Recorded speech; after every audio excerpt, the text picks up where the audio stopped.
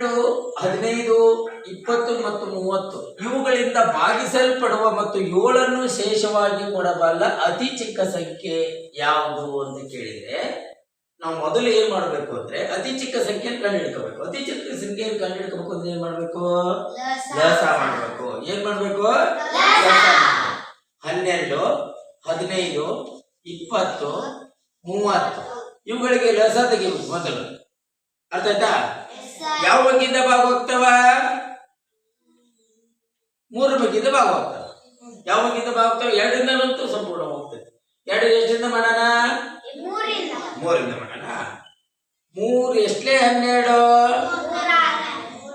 3 ಎಷ್ಟಲೇ 12? 3 ಎಷ್ಟಲೇ 15? ಈಗ 3 ಮಧ್ಯೆ 20 ಇಲ್ಲ. ಏನ್ ಮಾಡೋಣ? ಕೆಳಗಿಳಿಸ್ಕೋಣ.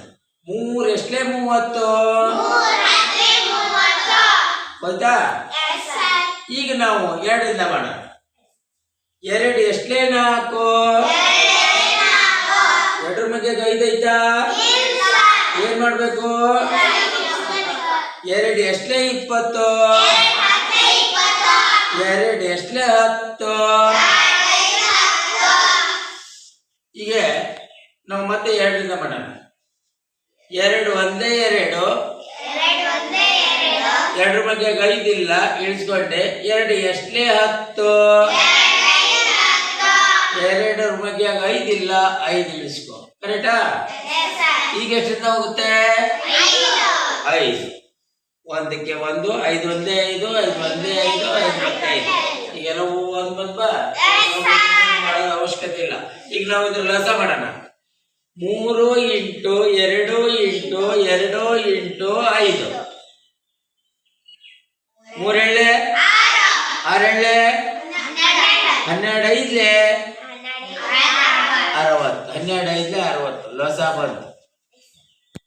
ಈಗ 60ನ್ನ ಇವೆಲ್ಲ ಬಗ್ಗಿಂದ ಭಾಗಿಸಿದ್ರೆ ಅತಿ ಚಿಕ್ಕ ಸಂಖ್ಯೆ ಬಂತು. ಈಗ ನಮಗೆ ಅತಿ ಚಿಕ್ಕ ಸಂಖ್ಯೆ ಬಂತು. ಅತಿ ಚಿಕ್ಕ ಸಂಖ್ಯೆ ಬಂದ ನಂತರ ಇವೆಲ್ಲ ಬಗ್ಗೆಯಿಂದ 60 ಭಾಗವಾಗುತ್ತೆ. ಆದರೆ ಶೇಷ ಉಳಿಯಲ್ಲ. ಏನ್ ಮಾಡ್ಬೇಕು ಅಂದ್ರೆ ಇಷ್ಟೇ ಸಿಂಪಲ್. ಏನಂದ್ರೆ ಆ ಎಷ್ಟು ಶೇಷವನ್ನ ಕೇಳಿರ್ತಾರೋ ಬಂದಿರ್ತಕ್ಕಂಥ ಲಸಕ್ಕೆ ಅಷ್ಟು ಶೇಷವನ್ನ ಪ್ಲಸ್ ಮಾಡ್ಬೇಕು. 60 + 7 ಎಷ್ಟಾಯ್ತು? 60.